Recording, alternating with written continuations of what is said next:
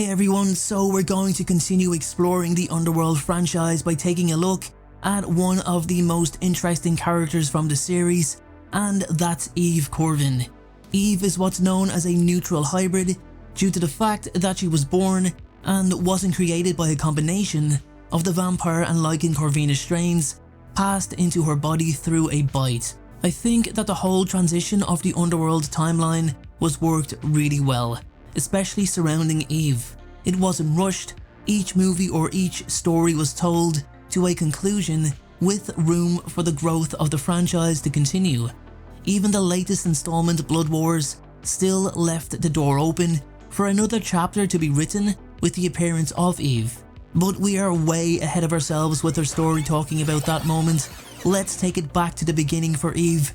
Let's look at her birth from a genetic standpoint, the circumstances that led to her birth, and why she was so heavily coveted.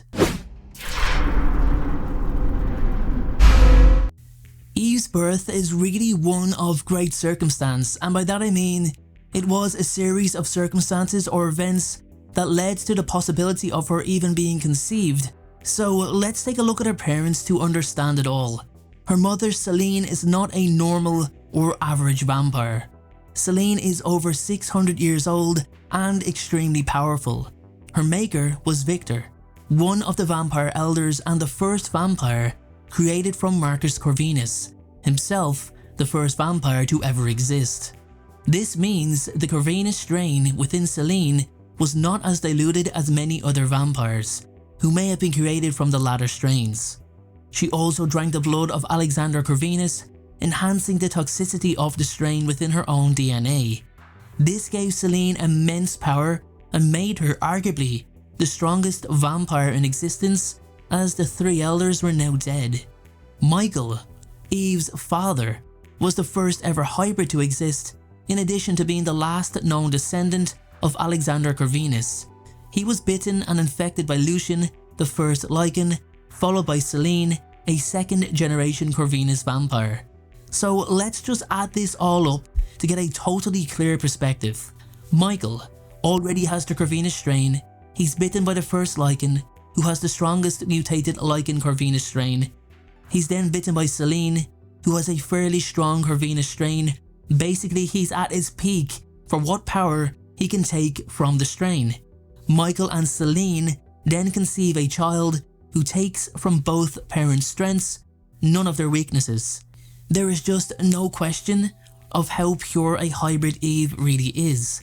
I know I went into a lot of detail there guys, but I believe it's really important to understand the details surrounding her conception in order to absorb Eve's credibility as a character.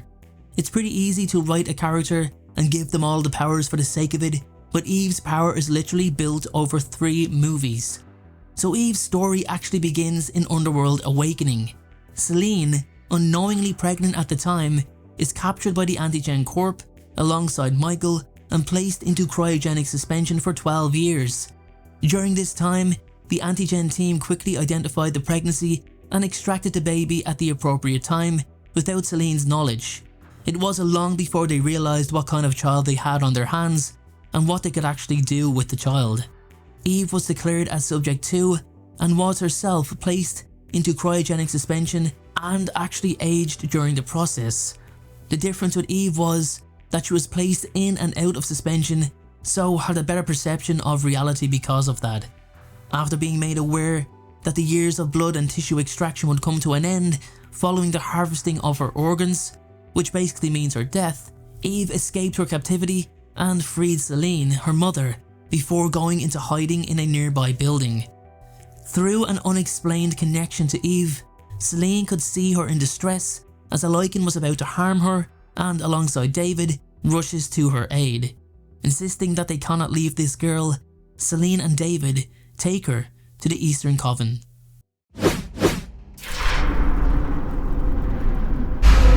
However, the van they are driving in is followed by the Lycans that initially tried to capture Eve earlier. David and Selene barely manage to fight off the Lycans attacking from the side of the van, but one manages to claw its way through the roof and get to Eve, delivering a savage bite on her neck. I thought this scene was slightly contradictory because the Lycans were trying to retrieve the girl, not hurt her or harm her in any way. Jacob Lane also would be aware that Eve hadn't consumed any blood, so she wouldn't have healed rapidly either. They needed her alive, so it still puzzles me why the Lycan harmed her. Anyway, Eve transforms into her hybrid form and literally rips the Lycan's head in half in what can only be described as one of the most badass moments from the entire movie. After escaping the Lycans, Eve and Celine talk in the back of the van, where she reveals to Celine that she is in fact her daughter, that Eve was subject number 2 and her mother was subject number 1. This news really takes Celine back, so much that she almost appears numb to the fact she has a daughter, when she had no idea she had been initially pregnant. Celine is also struggling to deal with the fact that she had been in captivity for 12 years. After reaching the Coven with David and Eve, Celine is scolded by Thomas, one of the most senior Vampire Council members, for the murder of Victor and Marcus, believing she should be reprimanded for her actions. The focus soon switches to Eve, who is being examined by the Vampire Council as she is still not healing from her wounds. However, after she consumes blood, everyone notices how rapidly her wounds heal. It's also apparent that Eve has no scars or bite marks, meaning she was pureborn, which further surprises the council. It's not long before everyone realizes that Eve is a very special individual. Later in the night, Eve and Celine have a conversation about their relationship, as the girl wonders why Celine is being so cold towards her, that she thought she'd be happy to have her daughter in her life. Celine pleads with Eve not to mistake her coldness for not caring. She informs Eve that her 12-year status in cryogenic suspension felt like a mere day. It felt like she just went to sleep. When she woke up, she realized the only man she ever loved was now dead, when the day before, he was by her side. Celine's happiness at discovering Eve is overshadowed by her broken heart over Michael. The vampire lair is then subjected to a massive Lycan attack in order to retrieve Eve, as her blood is crucial to another piece of research, a cure for the Lycan's sensitivity to silver. The vampires move into hiding, including Thomas, but some stay to fight, David one of them. Celine takes down several Lycans while David battles the others. Eve shows a glimpse of her powers by attacking the Lycan that tried to kidnap her, before Celine kills the creature.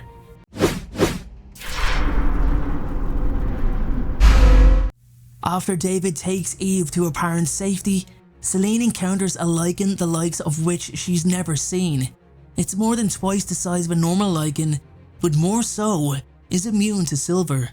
Many of the vampires have been killed, much to Thomas's anger. He willingly handed Eve over to the Lycans, while Celine was busy fighting, as David was fatally wounded trying to protect Eve.